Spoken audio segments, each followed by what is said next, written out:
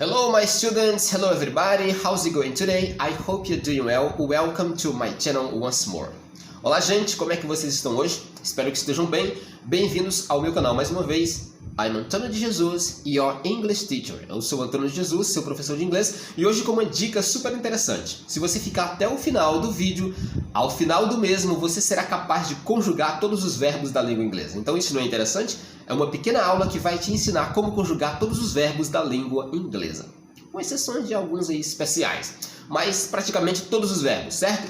Então, se inscreva no canal se você quiser ser nosso aluno, porque quando você se inscreve aqui, você já está se matriculando nessa escola de inglês, que é o canal 20 Tips for You, certo? Então sejam todos bem-vindos, muito obrigado mesmo. Então vamos para as dicas de inglês de hoje. Baixa a vinheta.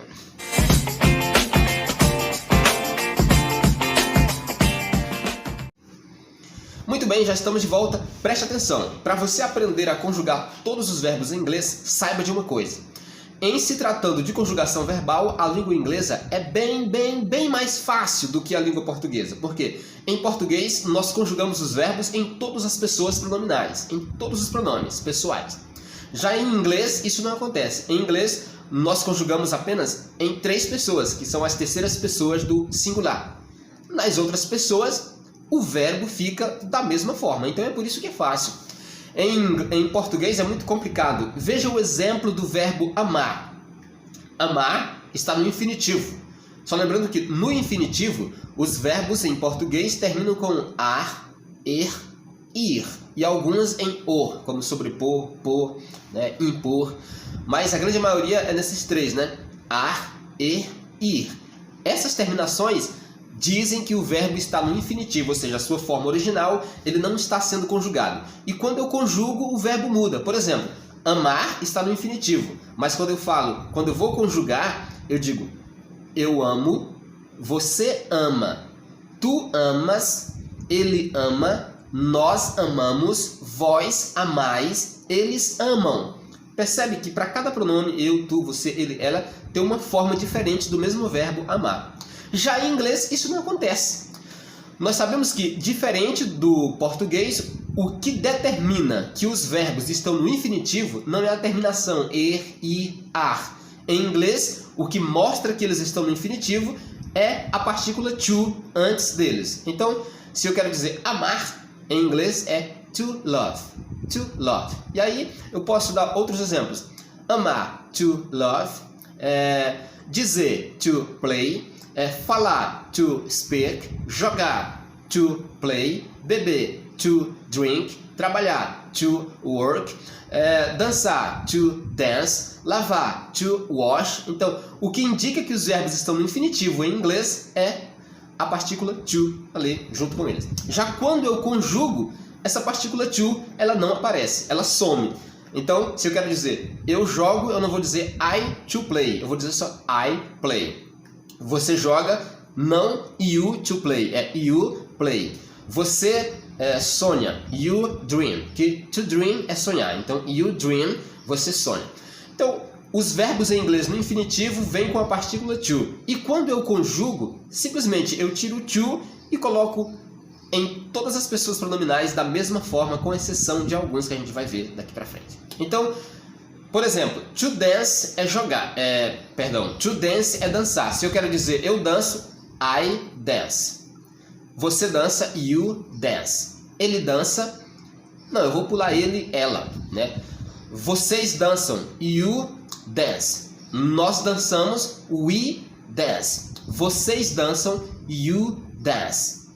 Por que eu pulei? Porque essas 3 pessoas que eu pulei, he, she, it, são as 3 pessoas nas quais nós conjugamos os verbos, ou seja, eles têm uma pequena mudança. Simples, eles recebem S depois do verbo. Então, ele dança, vai ficar he dances. Ela dança, she dances. Ele ou ela, objetos, coisa, dança, vai ficar it dances, ok? Então, o grande diferencial é esse. O verbo fica praticamente da mesma forma com todas as pessoas. A única diferença são nas terceiras pessoas. He, que é ele, she, ela, e it, que é ele ou ela para animais, objetos e coisas.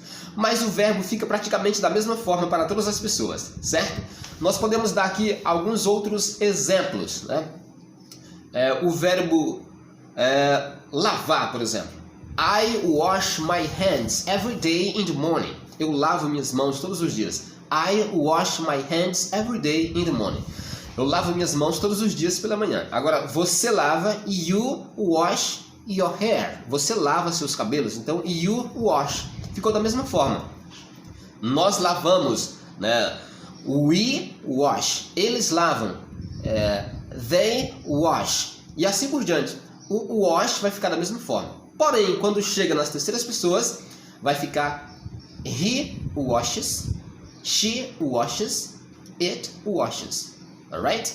Então, isso vale para todos os outros verbos, com exceção de alguns verbos especiais, como o verbo to be, que é muito falado, é muito famoso. Você sabia que o verbo to be, ele é muito famoso e muito falado porque, além de ser um dos verbos mais importantes da língua inglesa, ele é um dos mais difíceis. Mas veja só, e é tão fácil. Imagina só, se o to be, que é tão fácil, é o mais difícil, imagina os outros. Então, é bem mais fácil a conjugação verbal em inglês do que em português, certo? Só relembrando, os pronomes pessoais em inglês, você pode assistir aqui, eu vou deixar na descrição o link de um vídeo onde eu falo quais são os pronomes pessoais. Mas aqui vamos relembrar.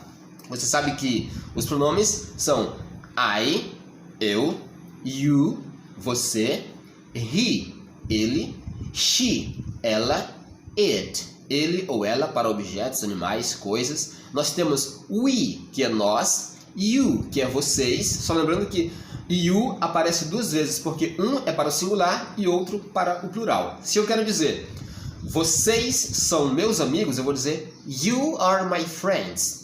Agora, se eu quero dizer você é meu amigo, a mesma coisa, vai ser you are my friend. Então, you tanto vale para o singular quanto para o plural. Você pode estar dizendo, professor, mas está complicado agora. Como eu vou saber se é singular ou plural? Vai depender do contexto, vai depender da situação. Por exemplo, se alguém chega numa sala de aula onde tem muitas pessoas e ali ela se direciona para toda a turma dizendo o seguinte, I like you. Ela está dizendo, eu gosto de vocês, todos.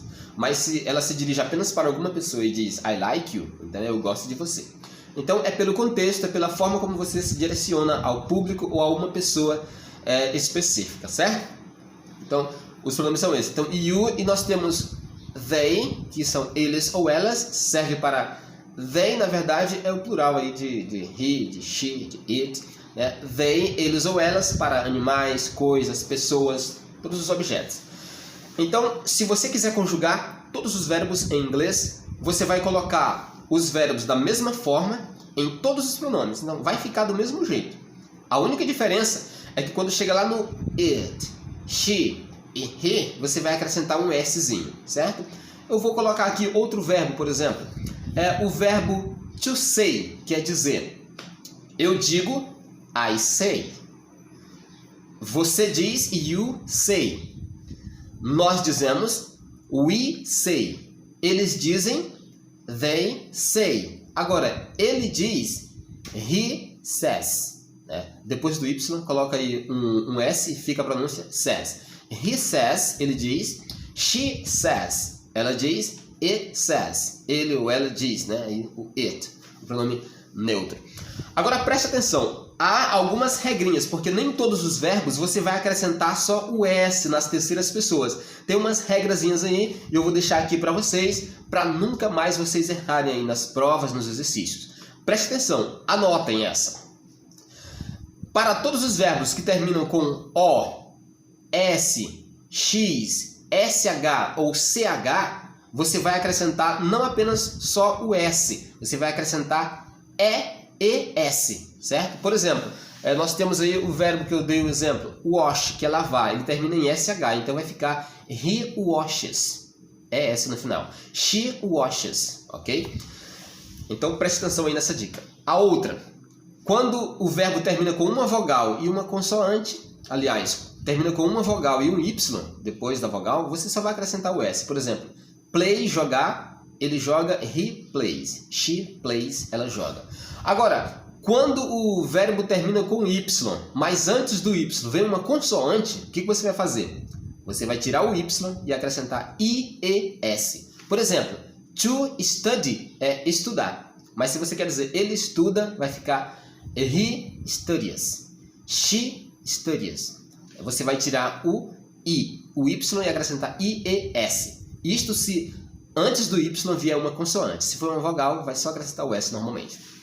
E nós temos aqui, é claro, tem o verbo to have, que é ter, que ele é uma exceção, né? Nas terceiras pessoas ele vai ficar he has, she has, é uma exceção.